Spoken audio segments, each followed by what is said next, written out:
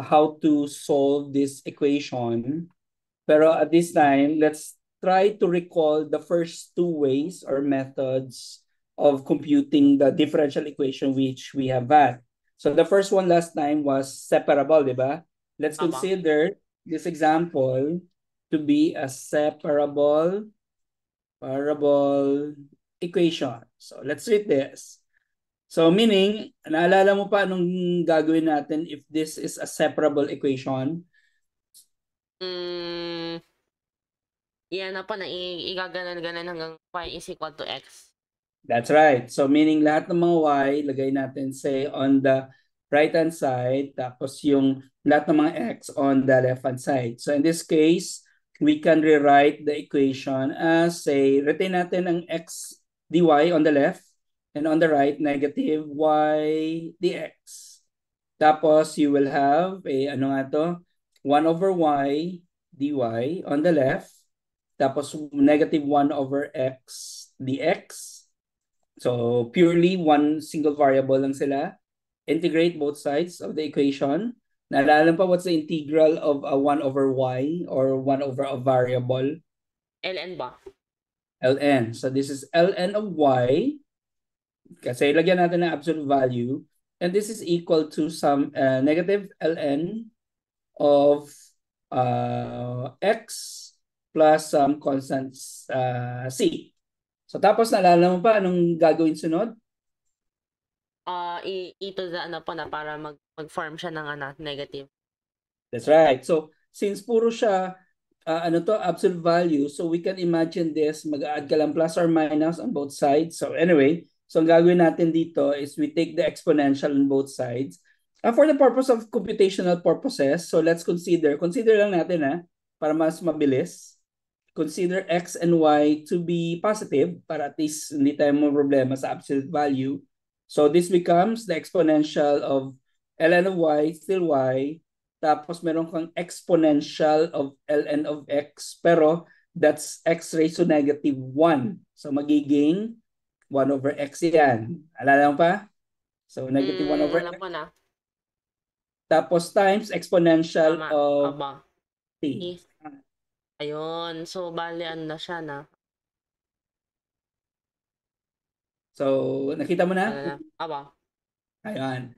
So, tapos gagawin natin, let's consider this whole term as some another constant, c sub 0. So, therefore, we can rewrite this as some xy equals some c sub 0. So, ito na. Or, pwede mong talagang isulat as say y is equal to c sub 0 over x. That's the solution.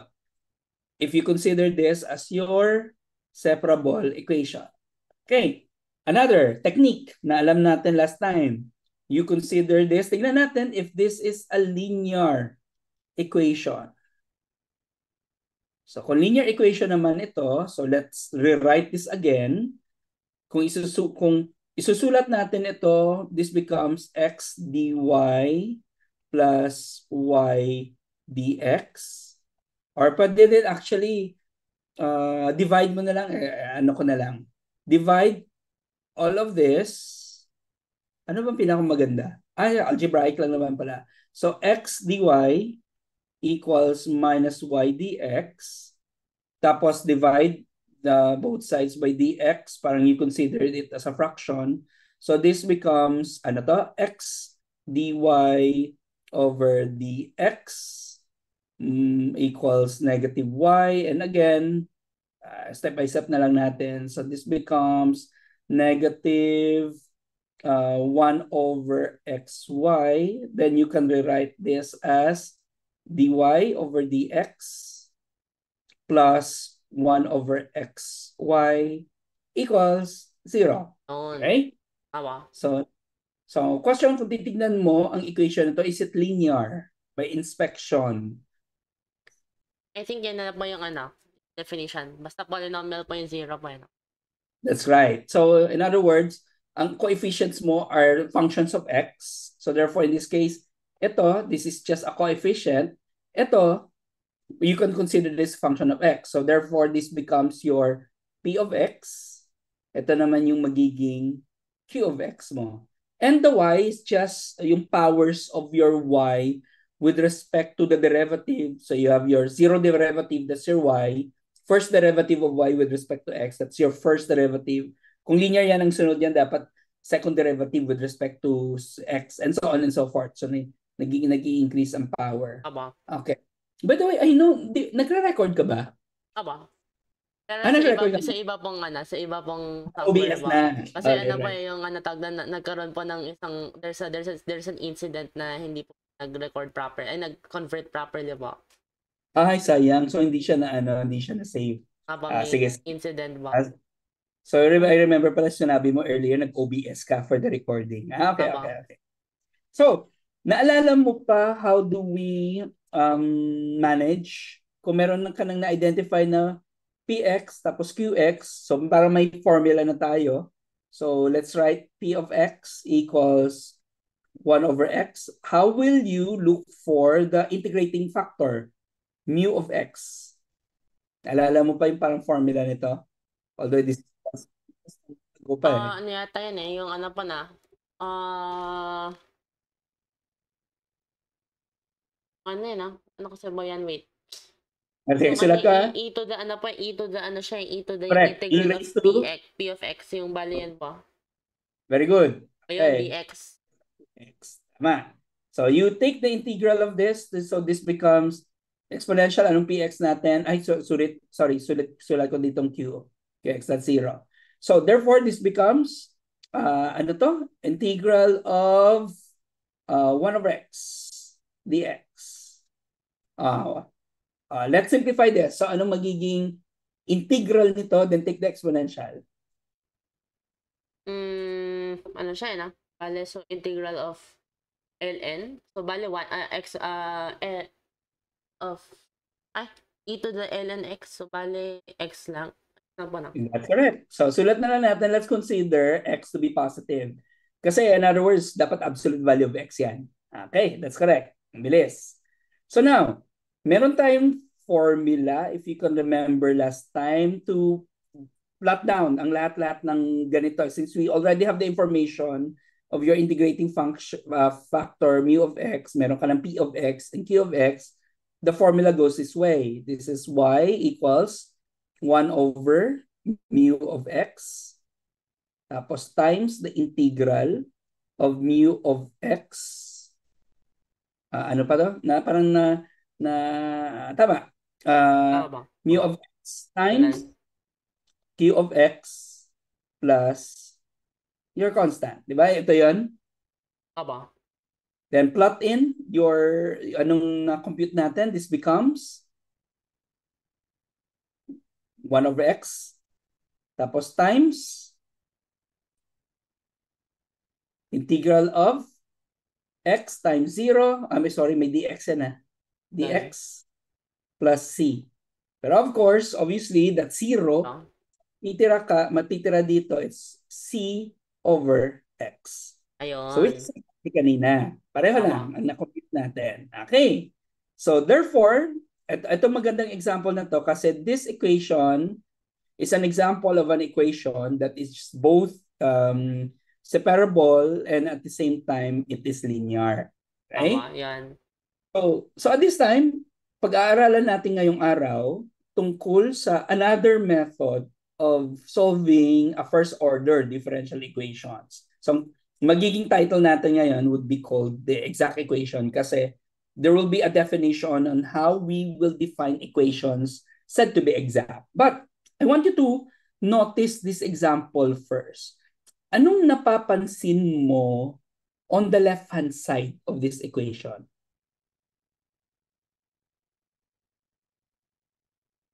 Parang ano po siya, it's like the product rule. That's correct. It's a product rule. So isulat natin dito.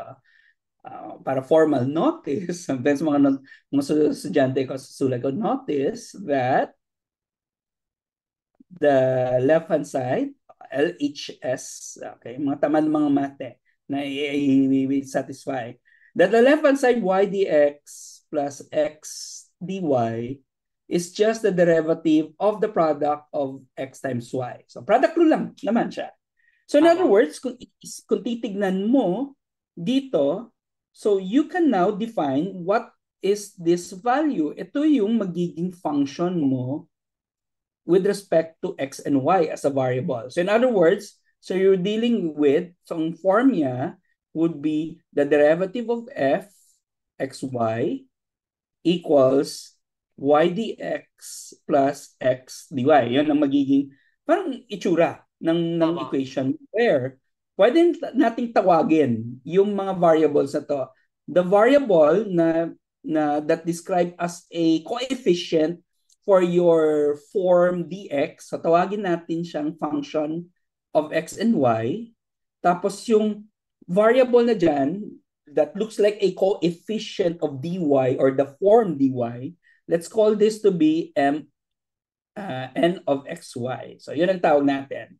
So therefore, pwede natin siyang isulat this way. So ang form ng equation mo, derivative of f is equal to, lagyan natin mx of xy is of the form m of xy dx tapos plus n of xy. Pero sa napapansin natin, so the function that you're talking about, so na sinabi natin kanina, this is just a function x times y as a result of the product rule. But if you let your function to be constant, say tawagin nating constant c, so the solution that you're looking for is just xy is equal to c or y is equal to c over x, which is still the solution na we are looking for. Pero finox natin, ginawa natin, nag-force tayo, naging constant si f of xy. Bakit constant? Because your equation na we are solving, this is zero. Diba? The derivative of a constant is equal to zero. So kung ito ay derivative of xy mo, so therefore, ang assumption mo, dapat ito ay constant. Okay? So that's the idea of the next steps, the next method that we will be solving today. So may mga equations na ganun ang magiging form niya. Later we will be working on that. So, but first, let us do some mathematical statement lang dito. Let me put this as a recall. Okay? So, ito, notational wise, sa calculus kasi, especially if you're dealing with higher calculus, rather than using the derivative as, hello sir, magandang hapon. Good evening. Medyo masabi ko nga kay Joshua, medyo matagal na yung pag-uusap namin. Na-miss namin kayo. Puro meetings on a Friday, buti ngayon natapos kami early. So, anyway, so balikan natin ang technique na to, Joshua. In calculus, itong ginagamit in some way to express differentiation or derivatives. Sulat ko lang siya. If z is equal to a function of two variables, tawagin natin x and y, at gusto natin kukunin yung derivative ng z. Okay? So, may rule yan sa calculus. Kung kukuha ka ng derivative ng isang variable as a result of two variables, so may tinatawag na differential form ng inyong function. So the rule will give us, you are to take the partial derivative of the function f with respect to x, tapos times mo lang yung kanyang form, dx, tapos plus the partial derivative of f with respect to y, dy. So this is some sort of a rule lang naman. Rule in pan-governing on how to take a derivative of a function of two variables. Okay? So now, kung ang function mo na will now become constant, then obviously, if you take the derivative of this, so this is the derivative of f with respect to x, dx, plus the derivative of f with respect to y, dy. Do you say po yung ganon, yung delta? Yung partial derivative. Partial f bar, partial, parang ganon lang ba?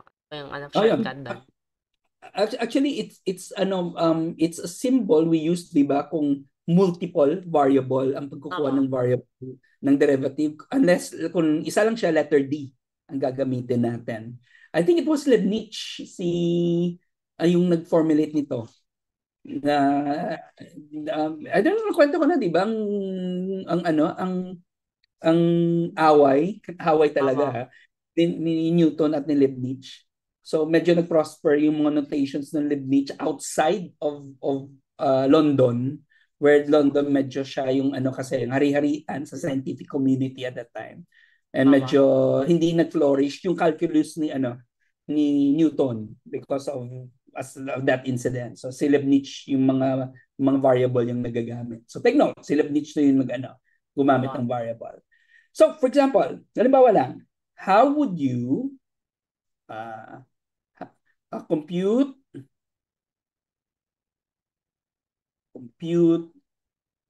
the implicit differentiation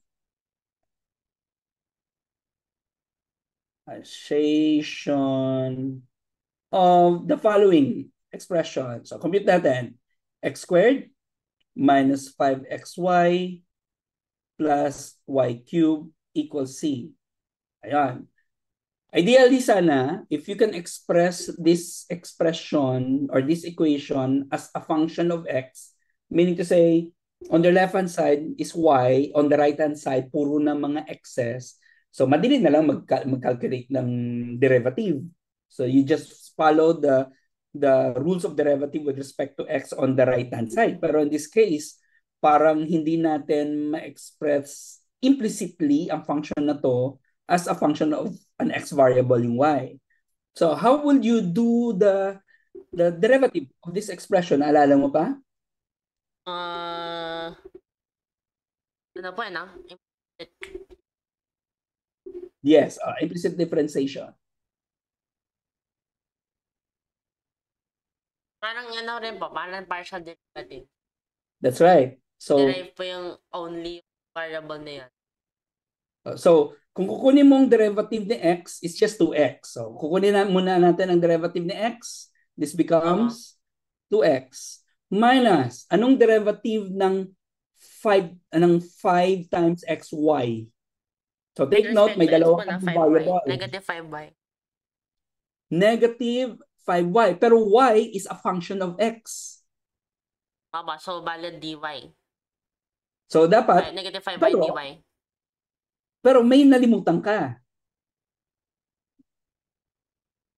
Pwede bang pagsabayin ang pagde-derivative ng dalawang variable? Hindi pa na. So, paano yan? Hindi. Sa anong gagamitin?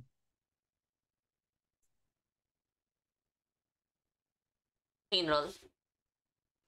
Oh, particularly, you will use the product rule. Tama po na. So, bali ano po na. So, bali. That's correct. Sige, apply natin product rule. 5 times. Anong derivative ng x? It's 1. So, 1. So, parang constant si y. Plus, parang constant si x. Anong derivative ng y? So, syempre, dy over dx lang siya kasi hindi mo naman siya may okay. So, dy dx. Ayan, sulat natin. Tapos plus, anong derivative ng y cube? Obviously, so we'll have 3y squared, pero by chain rule, dy dx 1. Ayun, dy dx. Okay. And this is equal to 0. So anyway, derivative of constant is 0. So I want you to group together all of that with a dy. So anong itsura nito? So this becomes 2x minus 5y, tapos minus 5x, tapos dy over dx plus 3y squared dy over dx equals 0. Take out the common factor. Meron kang, group together ko to 2x minus 5y. Tapos minus, magiging 5x minus 3y squared. So dy over dx equals 0.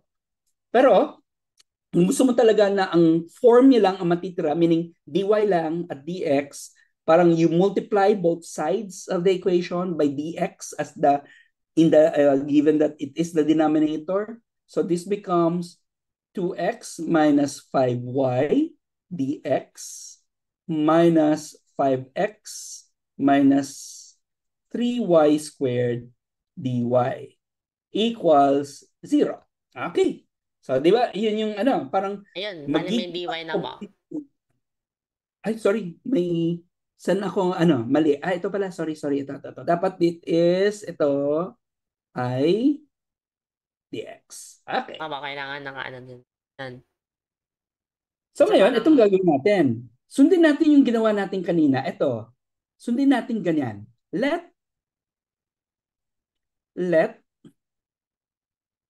f of xy to be equal to, ano nga yung kaninang expression? Ito. So, x squared minus 5y, x squared minus 5y, 5, 5xy po, 5xy. 5xy, sorry. 5xy plus y Y. cubed. Okay. Tapos, gawin natin to ang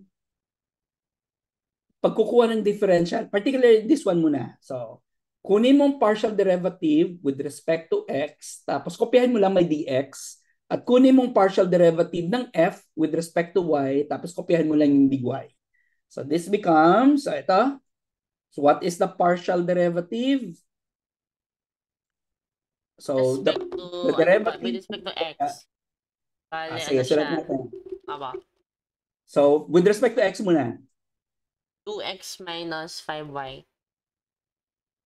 Then, kopyahin mong dx, tapos with respect to y. Negative 5x plus 2y squared. 2y ba? Ay, Ayan, para mas tama ba? 3y squared. 3y squared. So, sulat ko na rin, unahin ko lang si 3y squared.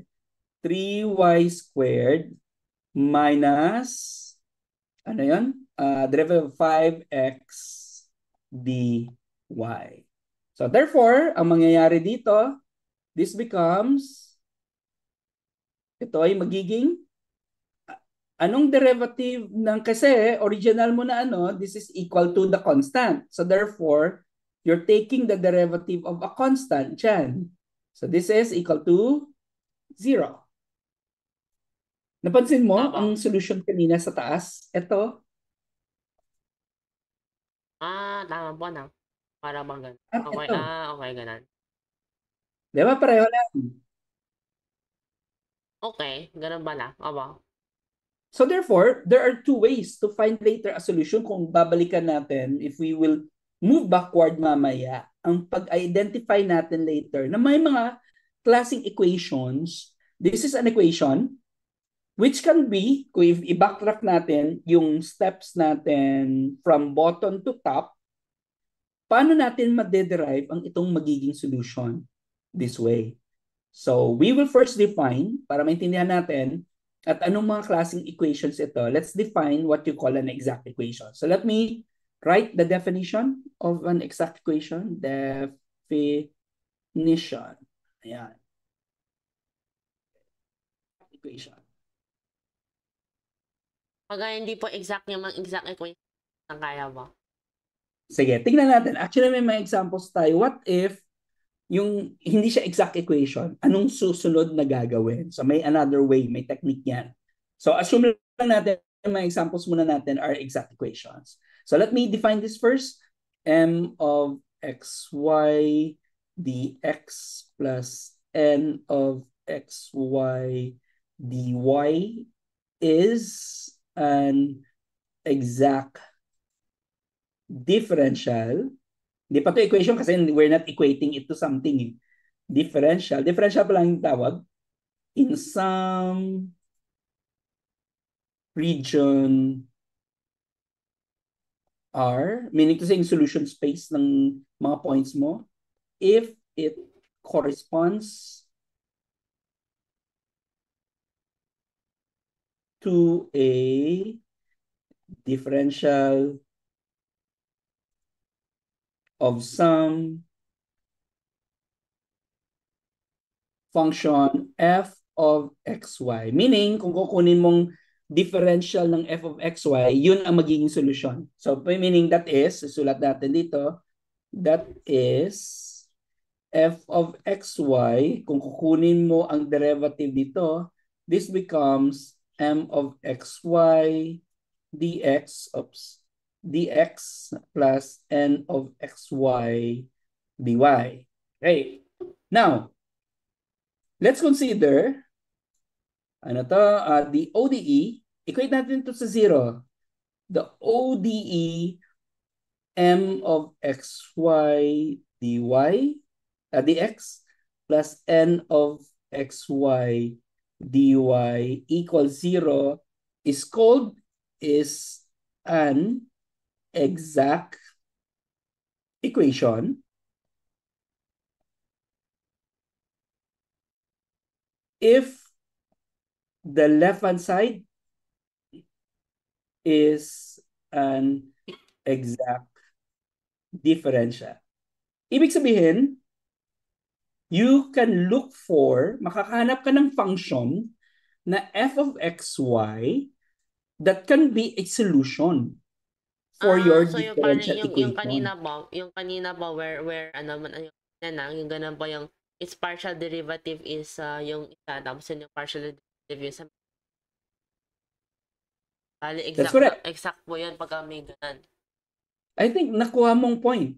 Parang you're saying, ito ay magiging partial derivative ng function mo with respect to x, at ito naman ay magiging partial derivative ng function mo with respect to y. Bala po if there exists such function po na.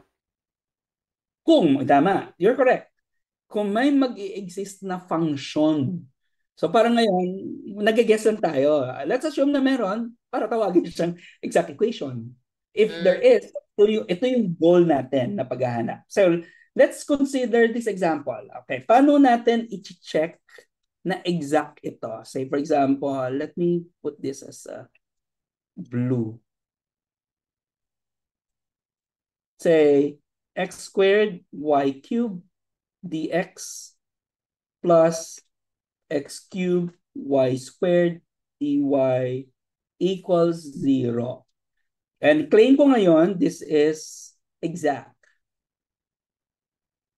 Meaning, meron kang function. There will exist a function f of xy. So, tingnan muna, best guess ka muna. Kasi ang gusto nating i-calculate ganito. The derivative of f of xy is equal to x squared y cubed. Kopyahin ko muna sa taas dx plus x cubed y squared dy. Meaning, dapat ito ay partial derivative of f with respect to x. At ito naman, simultaneously, partial derivative of f with respect to y. Can you give me, or guess lang, anong function that will give you these two partial derivatives? Nag-iisang function siya, pero if you take the partial derivative with respect to x and y. 1/6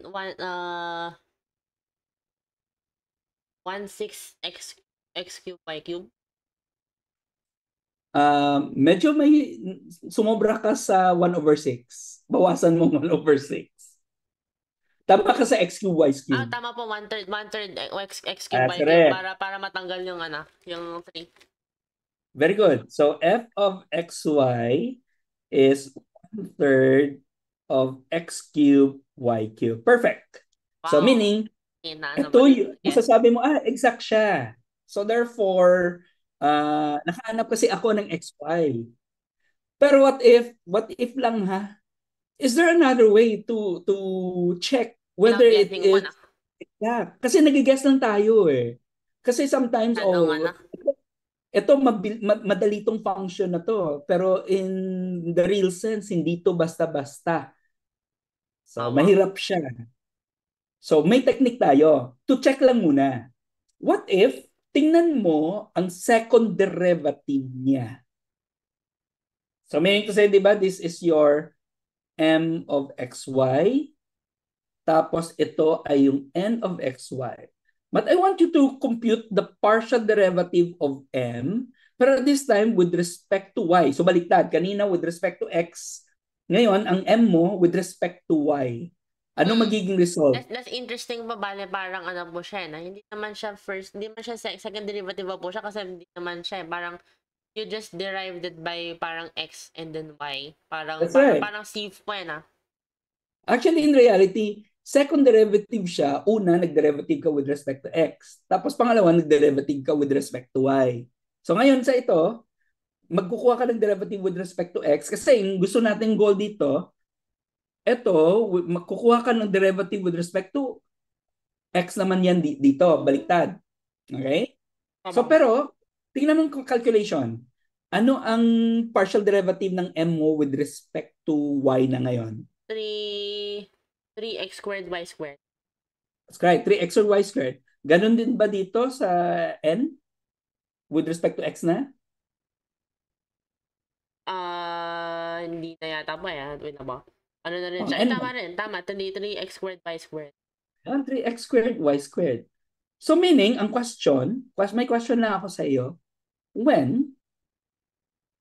kailan ito totoo na ang partial derivative, second derivative to of your f, kung kukuha ka una with respect to x, pangalawa with respect to y, is equal to partial derivative of f, pero uunahin mo si y, at pangalawa si x. Meaning, babaliktad yung mga derivative. May mga conditions yan.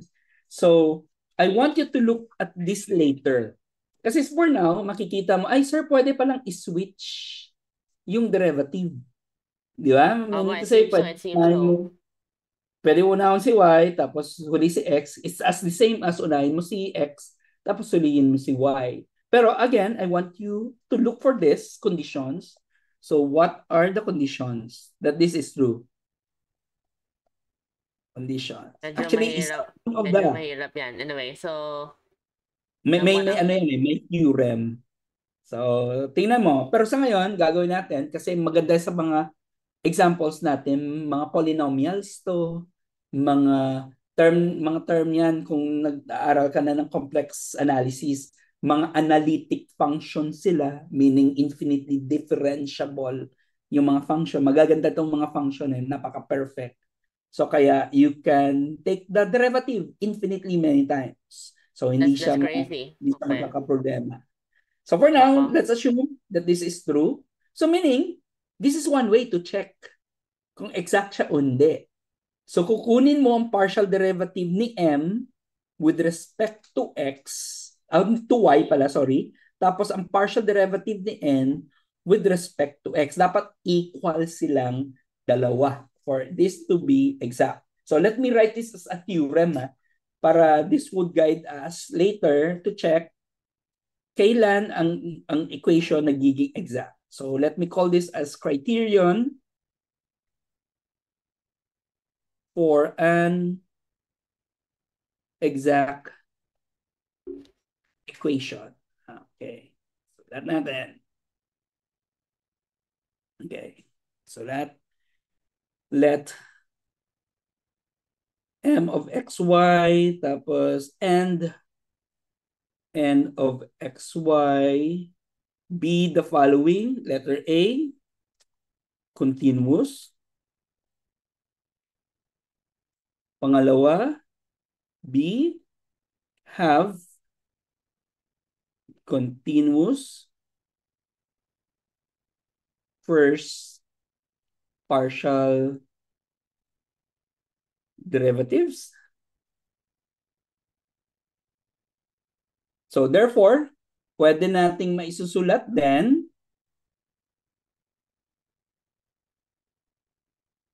the necessary and sufficient conditions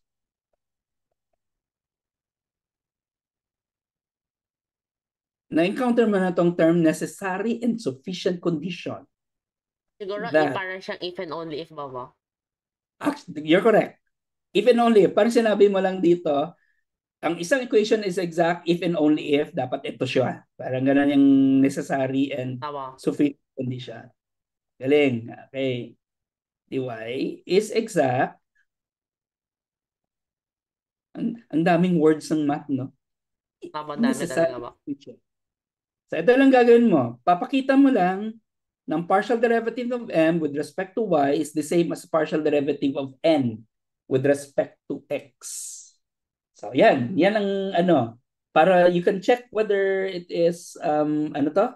It is exact o hindi. Okay? So that's your first check na i-verify. Okay? Aba. So in this case, sa example natin, sa halimbawa ito, so you just take the partial derivative of this first expression with respect to x, tapos ito naman with respect to y pala yan, tapos ito naman with respect to x. So magiging pareho sila. For you to conclude, it is exact. Okay. Saan na tayo? Ay, ayan. So now, let's do some steps. Nalaman na natin siya na exact. How will we do the computation? So, paano natin hahanapin yung solution talaga ng isang exact equation? So, let me write down the method. Pero pwede natin ito isa-isahin. So, method. Maganda magsulat ako ng example para at least maganda. Okay. Method of solving an exact equation. So magsusulat ako dito na lang. Let's use this example. Ang equation ko, say, tingnan ko notes ko. Ito maganda to. 2x y dx plus x squared minus 1 dy equals 0. Okay. So first step, how will you verify na it is exact? Sabi natin, check mo muna. Check if partial derivative of m with respect to y is equal to partial derivative of n with respect to x. Okay, so ito yung m of xy at ito ang n of xy. So what's the partial derivative with respect to m? Partial derivative of m with respect to y pala. What's that? Obviously, yeah, boss. So, bali, ano siya na? 2x. 2x. Ganon din bang partial derivative with respect to Yes, clear lang ako. 2x yan. 2x? Tama. Okay, so first check yan. Second, alam na natin meron kang ganon. Meron kang ganitong magiging itsura. So I want you to recall. Recall lang to ha. Note. Alam natin that the partial derivative of f with respect to x is exactly your m of xy. Diba? Kanina, earlier. Being a differential. So, question, gusto mo isolve si f. Gusto mo f is equal to something. Paano mo siya i-compute? If f is equal to something. Kung itong panggagalingan niya. Bali, ano ba na? I-reverse engineer ko na.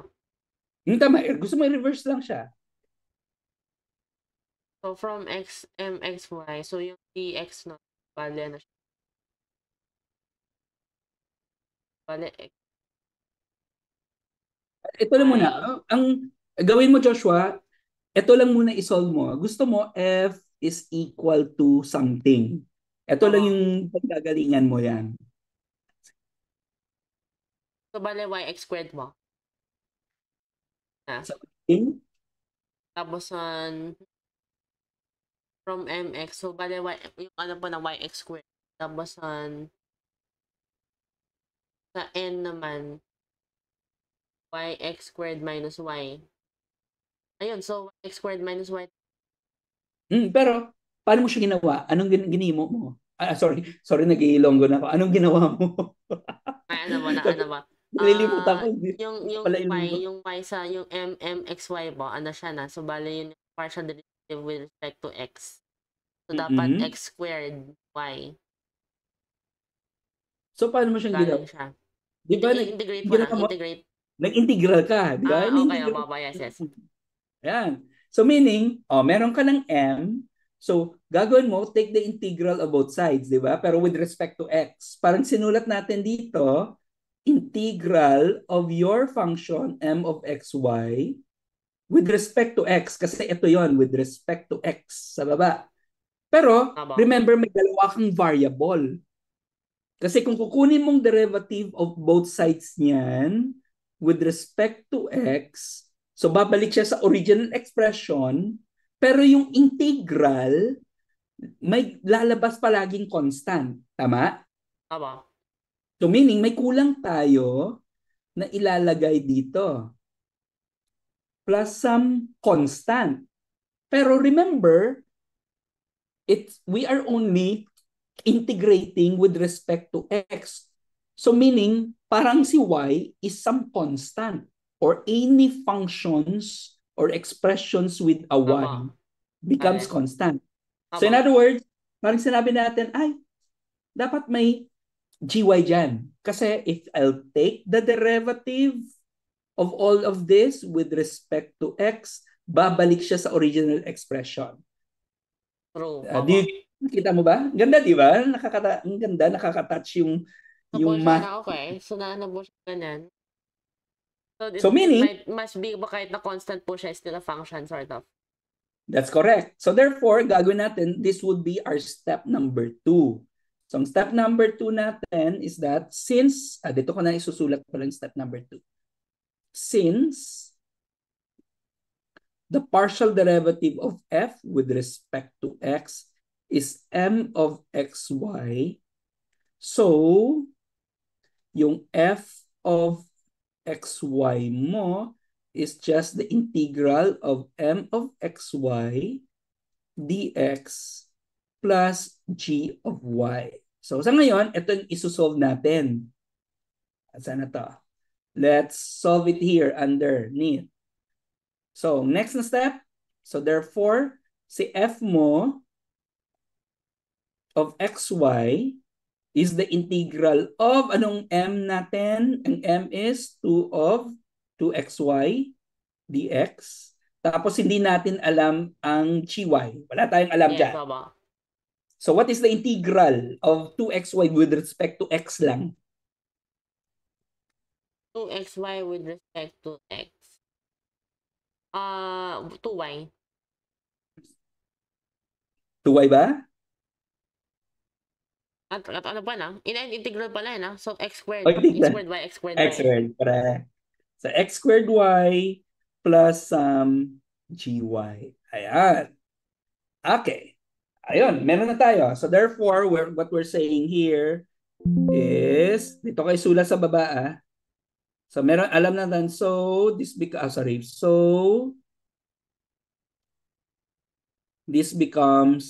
f of xy equals x squared y plus gy. Okay, now next. Anong alam natin sa n? Anong alam natin? Kanina sa y, alam natin, this is partial derivative of f with respect to x. Tapos ito naman, anong alam natin dyan? Kanina sa differential. Balikan natin yung sa taas kanina. Ito. Saan na ba yun? Ayun, ito. Anong alam natin sa n? Ayan. Sa partial derivative. Bale, BFD with respect to x. Tapos sa n naman with respect to y. Y. So meaning, ito yon. So sulat natin, no? This is partial derivative of f with respect to y. So bale, x squared y minus y pa, no? Y. Oo. So alam na natin ito. So, ang next mong gagawin, what if I'll take the derivative of f na with respect to y? So, kunin mong derivative niyan with respect to y. So, this becomes partial derivative of f with respect to y is equal to, anong x squared y, partial derivative with respect to y? X squared minus 1. So x squared times 1. Times 1 lang. Minus 1 ba? Aba. Okay. Tapos plus, what's the derivative of a function of y? Di ba? G prime of y lang siya. Aba. Wala ka lang gagawin dyan. Pero, alam natin, this is n of xy. Given yan kanina. O, balikan natin sa taas. Ano ang n of xy natin? X squared minus 1 ba? O, substitute. So, this is now your, dito natin na x squared minus 1. Therefore, pwede natin i-simplify ito. So, this becomes x squared minus 1 equals x squared plus g prime of y. Can you give me what is g prime of y equal to? Negative 1. Okay. G prime of y is now equal to negative 1. Can you give me what g of y is? Negative y ba? Negative y. Again? Negative y ba? Negative y. That's correct. So, g of y is equal to, ano yun? Negative y. So, let's summarize the third step. Summarize natin yung pangatlong step dito. Saan na tayo nag-umpisa? Number 3, dito kayo susulat. 3.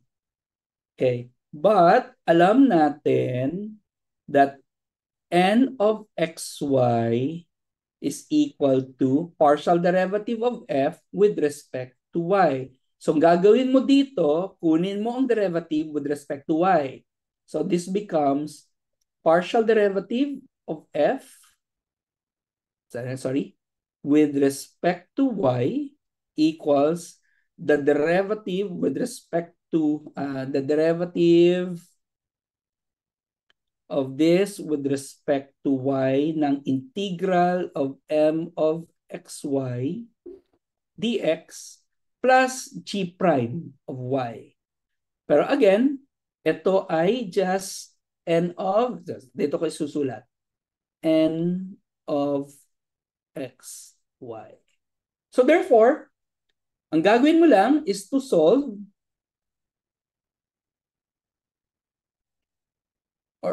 for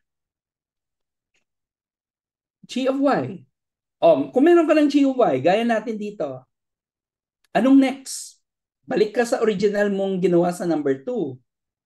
Balikan mo yan. So substitute mo na yung g, anong na-compute mong gy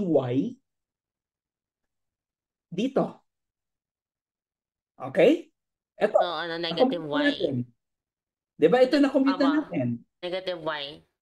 So therefore, sulat natin, thus, sorry. Ayun. Sorry. Alright. Okay, yun. So let's substitute f of, asan na tayo? Gawin kong blue. So, f of xy is equal to, ano nga yung kanina? X squared y plus gy, but your gy is just negative y. Okay. Are we done? Tapos na ba tayo? Maybe. Somewhat. Not really. Actually, hindi pa.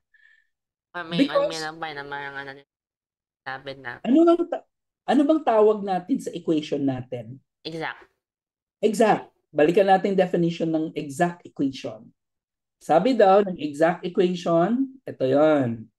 If i-equate mo siya sa 0, yung exact differential, magkaka-exact differential ka kung meron kang f of xy. So therefore, ano ang f of xy mo for it to be equated to 0?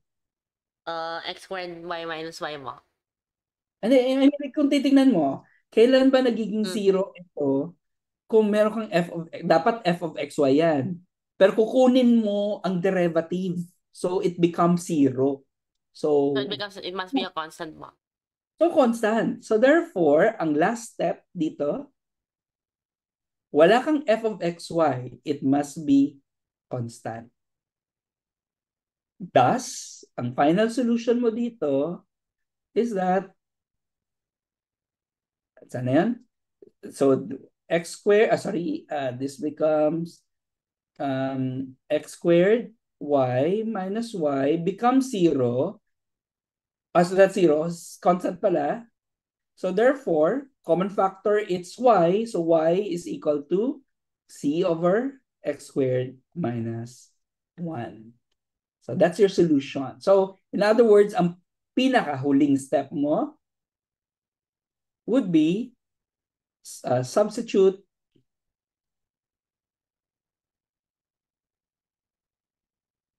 g of y and f of xy equals c. In tawagin nating asterisk, babalik ka yan dito sa asterisk. Ayan. Babalikan mo yan. So that our final solution would be, ito na, final solution. Isa ba bang may isa ba bang step dyan? Kailangan pa yung partial fraction. Yes. Kung ibabaliktad mo. Kasi yung ginawa natin, di ba nag-umpisa tayo sa m. Tapos we end up substituting n. What if baliktad? Nag-umpisa ka kay n, tapos you substitute sa huli m. So that's another method. This is so ngayon, kung n ka nag-umpisa, hindi to g of y. So something g of x. Kasi mag-derivative ka with respect to x.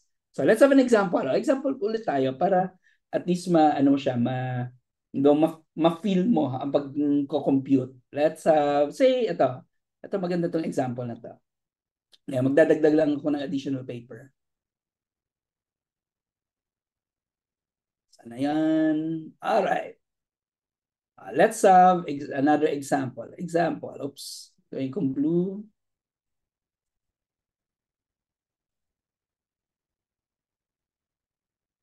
Okay. Example. By the way, Christmas na pala next week.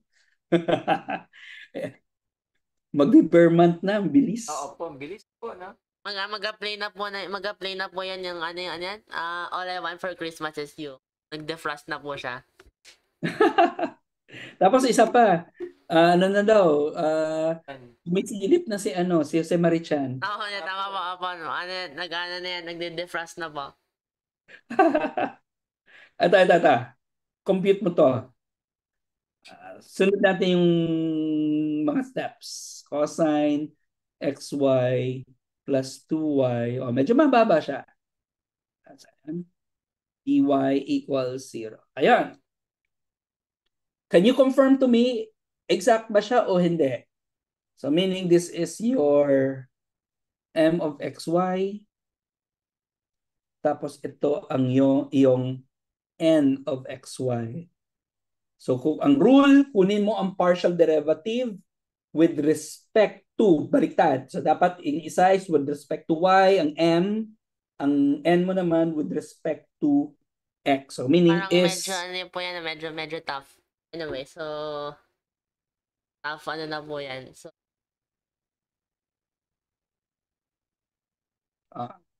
Totoo ba? Sige nga.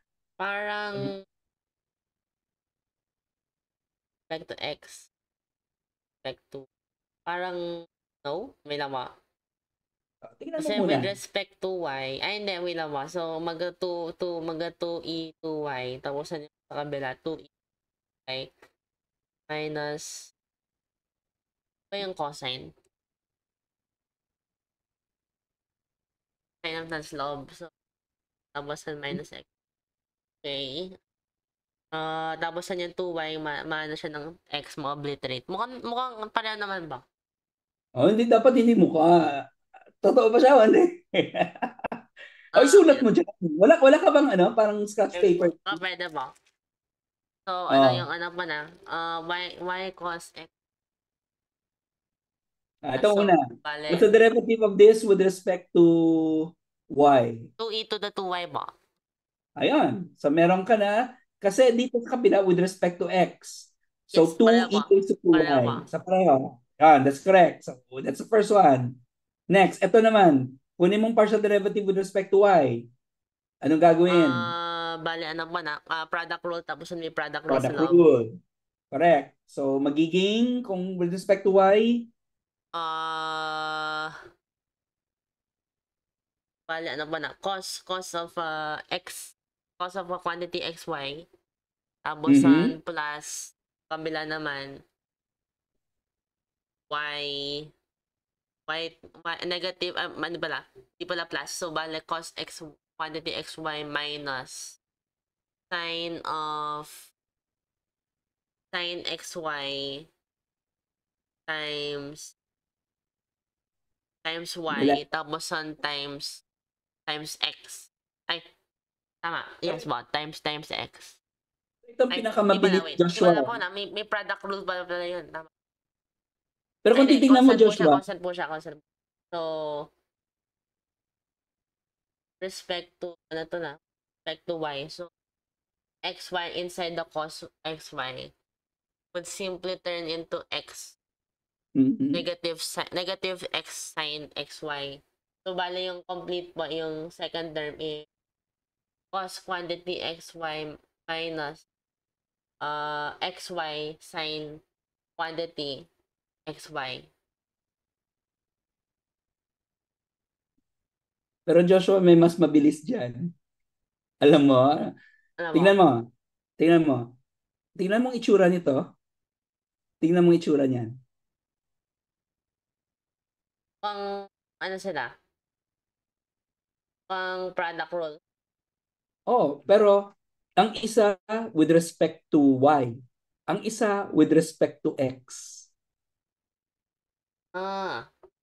So meaning, kung kukunin mo ang derivative of both, magiging pareho nga talaga. Kasi tama ba kasi, ano by common sense, so bale yung sa kabila, it's it's yung y matatanggal. Yung isa naman sa kabila na po, y, x din naman matatanggal. So that's the first term of the product rule is the same for sure. Tapos plus yung second term ng product rule y, mag-xy po na, pero sa kabila naman xy din yung coefficient. Tapos sa negative sine xy rin, so they're the same. The same lang. Kaya magiging pareho lang ang magiging result. And then finally, eto, derivative with respect to x, magiging 0 na lang yan. So therefore, pareho nga. The same lang to. So you have check na it's equal. Okay. Meron ka ng equal. Okay. What's next? Anong next step? Since, lagyan na lang natin. Since partial derivative of f with respect to x is just m of xy, which is 2e to raise to 2y minus y cosine xy. Diba? So therefore, kunin mong integral of both sides with respect to x. So matitira dito is f, di ba? F of xy. And this is equal to, kunin mo ang integral ng e raised to 2y minus y cosine of xy with respect to x. Kasi again, derivative mo dyan with respect to x. Then, lagyan mo lang ng g of y. Kasi you consider this as constant.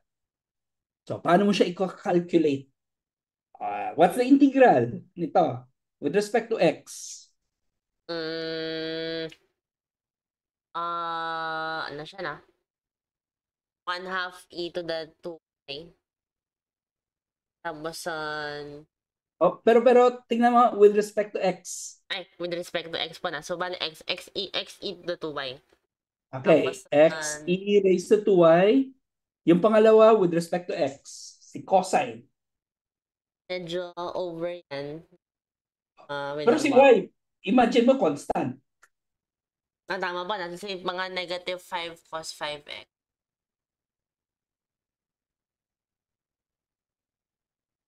I forgot. Siguro negative, yung y over y, sumawala yun. So, negative sine xy.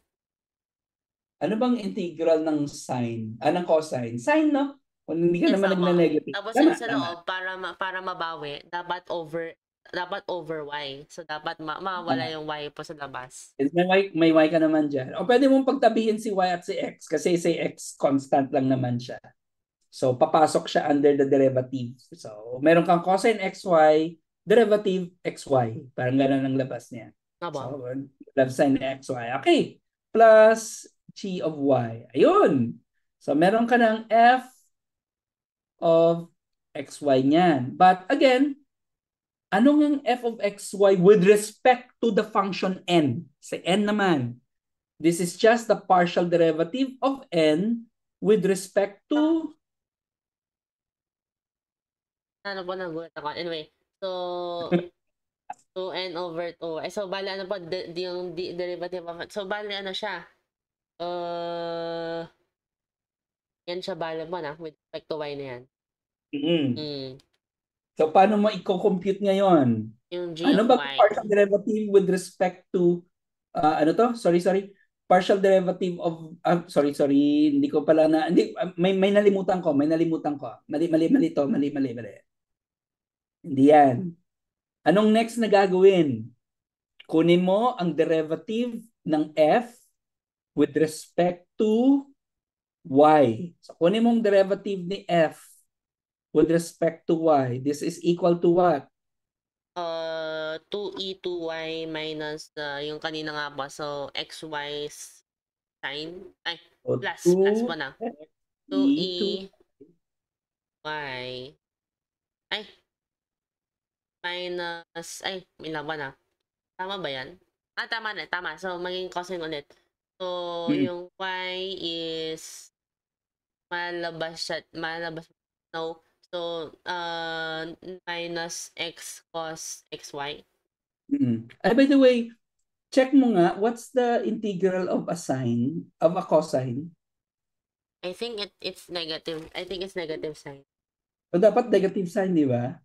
So, kaya nagtataka ako bakit hindi siya... Integral of... hindi lang ba? It's sign lang. So, it's just sign. Because the derivative of the integral of a sine, it's negative cosine. Tama. Tama ba? Yes, tama ba? So, baliktad ba?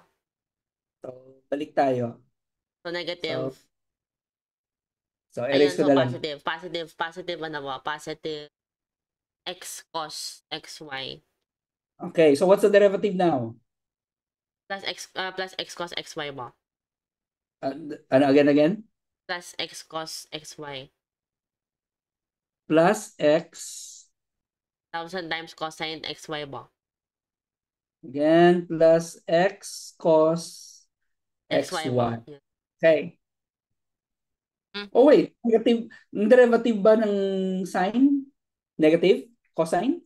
Hindi ba na? So, hindi nag-change yung sign. So, tama pa na. Pag derivative, dapat it has the same sign change. Dapat impossible na mag-iba. So, dapat negative pa rin po. So, pero maglalabas pa rin yung x. Okay, so... Ayan. Okay, sunod. Plus? Plus g prime y. G prime of y. Okay. So, no, ito na. Next, alam natin, this is just your n of xy. Ito yan. But what is your n of xy kanina? Balik tayo sa taas. N of xy, medyo mahaba. Nako. So, ganun na ba? So 2x, di ko memorize 2x e raised to 2y, tapos? Negative x cos xy plus 2y. Negative x cos... Parang suspiciously similar. Plus 2y. Yan pa. Parang suspiciously similar. Oh. So therefore, ano gagawin natin? Cancel. Therefore, g of y is equal to 2y. So matitira is... G prime y is 2y. G prime equals 2y. So therefore, g of y is y squared. Alright. Very good. Y squared. Amazing. Ayan naman. That's it. So... So therefore, balikan mo na. Saan yung na-compute natin kanina? Ito. Ayan. X e to the 2y. So F. So you will have f of xy equals x e raised to 2y minus sine of xy plus y squared. Nag-ano po But kasi na, taglan, nag-expand, nagtataas baba pa po kayo, pero hindi pala kailangan, pwede naman mag-zoom out. tama. Pero Yan ba? finally, ang last mo Ayun, na maging ayun na. resort, Yung C constant. ba, C equals C. So therefore, Okay. lahat yan, ay tapos i-isolate pa po yung Y? Ang ano? At tapos separable yan. Pwede ba? Yun na. Hindi na siya separable kasi problema mo Good. dito. Thankfully, hindi siya separable para hindi po ako obligated to separate. So therefore, this becomes magiging, ano yun? X e raised to 2y minus sine xy plus y squared, and this is equal to C. So ito yung mga final solution na natin. Alright. Weird, di ba? Napaka-weird ng ng example na to. So ito ang gagawin ko. Magbibigay ako ng assignment sa'yo.